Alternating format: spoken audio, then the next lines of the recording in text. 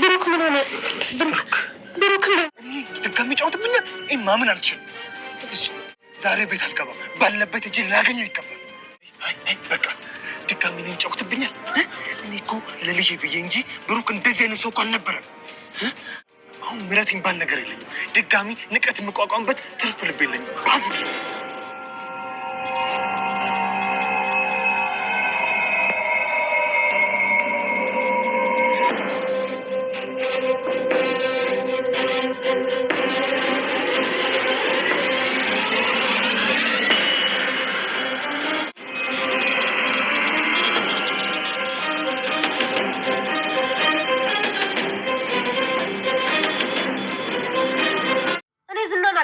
ምሽ ዝናን ስንከባከበው ነበር። ዋስ ሰጠው ነበር። ምግብ ሳጎርሰው ነበር። ስንከባከበው ነበር። ጭራሽ ጫፉን አልነካሁትም። ዝናን ይሄንን ለራሱ ለዝና ታስረጂዋለሽ። እኔ እንጂ ዝና ላይ አላነሳውም። ምሽ ሲጀመር እኔ አይደለሁ እንዴ ምግብ ሰጡት ስላቸው የነበረው እንልቀቀው ስላቸው የነበረው ችግሩን በድርድር እንፍታው በንግግር እንፍታው ብያቸዋል ነበር እንዴ? ሲጀመር ሽንቱን ይሽና ወንዶች አይደላችሁ እንዴ በወንድ ልጅ ትጨክናላችሁ ያልኩት እኔ አይደለሁ እንዴ? ሲጀመር እሱን ሲይዝሽ ታስረጂዋለሽ። ሲጀመር መች እስክናገር ጊዜ ይሰጠኛል። ገና ልናገር ስል ቆሞቻለሁ። ሞገስ ግን መቃብሬ ላይ ምን ብለህ ነው የምንጽፈው? እዚህ ቦታ ሲጀመር እኔ ቀባሪ የለኝም። ሁላችንም በአንድ ጉድጓድ ነው የምንገባው። ለምንድን ነው የምትፈሪ? አትፍሪ። ሻሉ ወደ ቤቴ እንዴት ነው የምሄደው? ሞገስ ለምንድን ነው ግን መድብል ትናንት አልነገረን? መድብል ግን ይህን ያክል ነው እንደሚጠላን እንዴ? አንተ ይህ ሰውዬ ግን ከዝና ጋር ነው እንደሚሰራው እንዴ? ለምንድነው ግን ትናንት ያልነገረን? ድመቱ አምልጧን አይጦቹ ወደ ጉድጓዳቸው። ቅድስቴ ከብዙ ጊዜ በኋላ እንግዲህ ዛሬ ጥርስ በጥርስ ሆናለች። ሳቅ በሳቅ ሆናለች። ምን ተገኝቶ አትልም? ብሩክ መጣ እኮ ብሩክ መጣ ጋይስ እንዴ! እና ስለዚህ ደስ ብሏታል። ዛሬ ወደ ቤተሰቦቻችን ያለበት ስለታወቀ ሁላችንም ደስ ብሎናል። በእርግጠኝነት ሁላችሁም ደስታችሁ እንደሆነ አልጠራጠርም። እስኪ ሀሳብ አስተያየታችሁን አስቀምጡልኝ። እኔ በጣም ነው ደስ ያለኝ። ብሩኬ እንግዲህ ከ2 ወር ያላነሰ ጠፍቶብን ነበር ከድራማውና ሁላችንም በቃ ድራማው እስከሚያስጠላን ድረስ ወጣ ገባ እያልን ነበር እያንዳንዳችን በቃ ማለት ዝም ብለን ብቻ በቃ ከዛሬ ነገር እያልን ከረጅም ጊዜ በኋላ እንግዲህ ዛሬ ተለቆልን በጣም ደስ ብሎናል። ቅድስቴ ደስ ብሏታል። ምሳሌ ደስ ብሏታል። መድብል ደስ ብሏታል። ከሁሉም በላይ መድብል እኔ በጣም አሳዝኖ የነበሩ ቤተሰቦች ምክንያቱም እንግዲህ ብዙ ትግሎችን ታግሎ ግን አልተሳካለትም ነበር ማለት እንግዲህ ወንድሜን አገኛለሁ ብሎ ባደረገው ነገር ነው እንግዲህ ምሳሌ የያዘችበት የነበረው እሱም ብዙ ነገሮች መስዋዕትነት የከፈለው ማለት በቃ ነገሮች አልተሳኩም ነበረ። ዝናም እንግዲህ ደግሞ በመጨረሻ አምልጦ ሄደ ማለት ነው። ማለት ያው በአጋጣሚ በተሰራ ስህተት ስልክ አግኝቶ እንግዲህ ያን በዛ ወጥቶ ሄደ ማለት ነው ዝና እና እሱ ነገር ተጨማምሮ በጣም ከባድ ነበረ።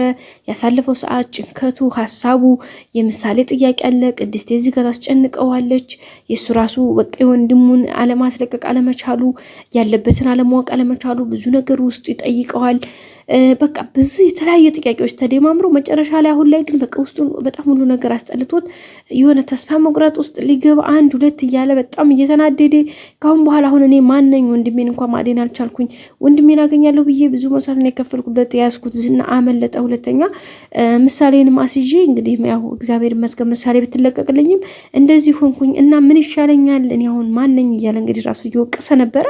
በጣም ደስ በሚል ሁኔታ በመጨረሻ ቴክስት ገባለት ማለት ነው። እሱም እንግዲህ ማን ነው ብሩክ ያለበትን የሚጠቁም ነው ማለት ነው ይመስለኛል። እንግዲህ ብሩክ በአጋጣሚ ከታገተበት በሆነች አጋጣሚ በሆነች ክፍተት የስልኩን አግኝቶት ይመስለኛል እንግዲህ ቴክስት የላከለት ዋና መድብል የሚፈልገው ወንድሙ በህይወት መኖር ነው ማለት በቃ ወንድሜ ሞቶ ነው ማለት ነው። በህይወት ቢኖርማ ምንም ያኔ የሆነ ፍንጭ እንኳን ይኖር ነበር ብሎ ስላሰበ ነበር ማለት ነው። ቤተሰቦቻችን ግን በጣም ደስ በሚል ሁኔታ በቃ ዛሬ ቴክስቱ ሲገባለት በጣም ነው የተደሰተው።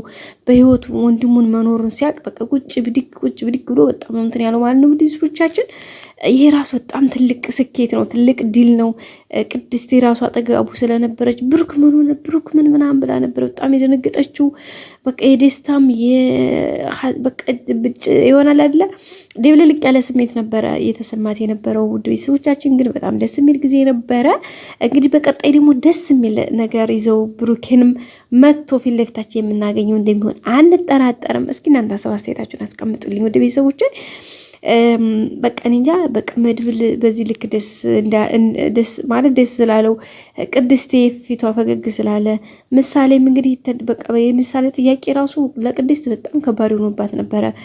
በየሰዓቱ ጥያቄዋ አባቴ ቆየት ሆኖ ነው እንዴት ሆኖ ነው ብቻ በጠላ የተለያዩ አይነት ነገሮች እንትን እያለባት ነበረ። በዛ ላይ ደግሞ አሁን ላይ ትምህርት እየሄደች አይደለም። ምክንያቱም ያው በነዝና ሰዎች በደረሰባት ነገር ታግታ ምዛ ስለሰነበተች ትምህርቷ ተቋርጧል እና እሱ ነገር በቃ በጣም ተጽዕኖ ጫና ፈጥሮበት ነበረ። በተለይ መድብል በጣም ነበር የተጨነቀው። ውድ ቤተሰቦቻችን ግን በመጨረሻም እንግዲህ እግዚአብሔር ረድቶት ወንድሙ ያለበትን አውቋል። መድብል አሁን በኋላ ምንም አይነት መስዋዕትነት ቢከፍል ራሱ ምንም አይጸጽተውም። ምክንያቱም ያለበትን እና በህይወት ወንድሙ መኖሩን ካወቀ በኋላ ምንም ችግር የለበትም። አንድ ቤተሰቦቻችን በፊት ግን ያው ፈራ ተባ እያለ በቃ ወንድሜ ሞቶ ነው የሚሆነው እኮ እንደዚህ እኮ ነው እያለ በቃ የተለያየ ጥያቄ በህሊናው ስለሚመጣበት ስለሚመላለስበት ለዛም ነበረ የተቸገረው። አሁን ፈጣሪ ይመስገን በእርግጠኝነት ያለበትን ቴክስት ያደርግለታል ከዛ ሄዶ እንደሚያስለቅቀውና ደግሞ ደስ የሚለው መድብል ጓደኛ አለው። አሁን ላይ ጓደኛው መጥቶለታል። ባለፈው እነ ምሳሌ ጋር ያገዘው በጣም ጀግና ልክ እንደሱ ያለ ጀግና አንበሳ የሆነ ጓደኛ ነው ያገኘው። ውድ ቤተሰቦቼ እሱ ራሱ በጣም ትልቅ ለውጥ ነው። እንደዚህ አይነት ጓደኛ ማግኘት በራሱ በቃ በጣም ደስ የሚል ነገር አለው። ውድ ቤተሰቦቻችን እላችኋለሁኝ። ሌላው እንግዲህ ሞገስ ንብረቱን ለማስመለስ እንግዲህ ሁኔታዎች እየተመቻቹለት ይገኛሉ። ጠበቃ ጋር ተመካክሮ እንደሚሳካለትና ነገሩ በአጭር ጊዜ እንደሚስተካከል ተነግሮታል። በዛም እንግዲህ ንብረቱን አስተካክሎ ቀጣይ ህይወቱን ያው ቤት ቦታም አገርም ቀይረው ለመኖር አስበዋል ከሉላ ጋር ማለት ነው። ግን የሚገርመው ያ ጠበቃው ደስ አላለኝም ብላለች ሉላም እውነቷን ነው። እኔ ራሱ አስተያየቱ ምንም ደስ አላለኝም። ምክንያቱም በቃ እኔ እንጃ የሆነ ነገር ሉላ ላይ ፍዝዝ ብሎ ድንግዝ ብሎ ነበረ ብዙ ሰዓታት አይኑን ከአይኗ ላይ ሳያነሳ የነበረውና ሉላ ራሱ ያ ሰውዬ ግን ደስ አላለኝም እያለች ነበር። ምን ያመጣልኛ እንትናችን ካስጨረሰልን ምን ያገናኘናል እያለ ነበር እንትና ሞገስ ማለት ነው። የሞገስ ኧረ ጠርጥር ያልጠረጠረ ተመነጠረ ይላል ያገሬ ሰው። ያልጠረጠረ ሰው እንዲህ ይቀራል። ስለዚህ ጠርጥር ሞገስ፣ ይሄ ሰውዬ እንዴት ለምን የሚለውን ጥያቄ መጠየቅ አለብህ ማለት ቲንክ ማድረግ አለብህ ሞገስ እየላለሁኝ። ምክንያቱም ሰውየው ሳየው አሁን የሞገስን የእንትን ሁኔታ የማስለቀቅ ሳይሆን ልጅቷን ለማየት የሚያደርገው ጥረት በቃ አሁን ትኩረቱ ወደ ሉላ አድርጓል ሰውየውና ትንሽ ይከብዳል ብዬ አስባለሁኝ።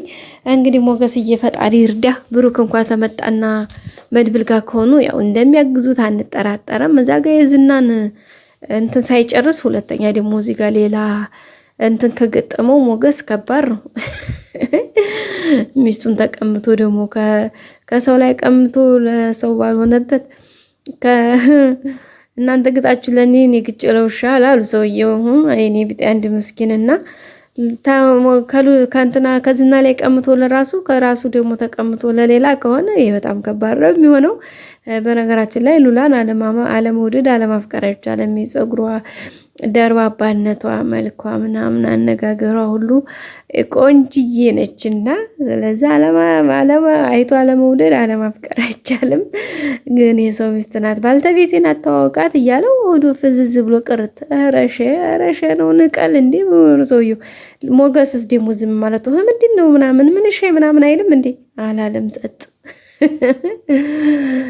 አንዳንድ ቤተሰቦች ይሄን ይመስል ነበረ። ዳጣ እንግዲህ ዝና በመለቀቁ በጣም ነው የፈራችሁ። ወይኔ ጉዴ እያለች ነው። ዝናም እንግዲህ በፕላስተር ተለጣጥቦ መጥቷል። ማህሌትም እንግዲህ ብትደውልለት ምን አባሽ ድንጋይ ራስ አይጫውራስ እያለ እየተሳደበ ይገኛል። ኤፍራታ በጣም ጭንቀት ውስጥ ናት። ምክንያቱም ዝናን ያሳዘችው ያው በሷ በእርግጥ ያው እሱ እንግዲህ ብሎ ላካት፣ እሷም ደግሞ ይሄኛው ሲይዛት ያላትን አደረገች። ምንም ማድረግ አትችልም። እንግዲህ ዳጣ በየት ገብቼ በየት ልወጣ ነው ወይኔ ጉዴ እያለች እየተጨነቀች ትገኛለች። እሷ ብቻ ሳትሆን ሁሉም ሰው ጭንቀት ላይ ነው፣ እነ ሞገስን ጨምሮ። ውድ ቤተሰቦቻችን ግን አሁን ወደ መጨረሻ ወደ ለውጥ ጎዳና እየሄድን ነው ብለን ተስፋ እናደርጋለን።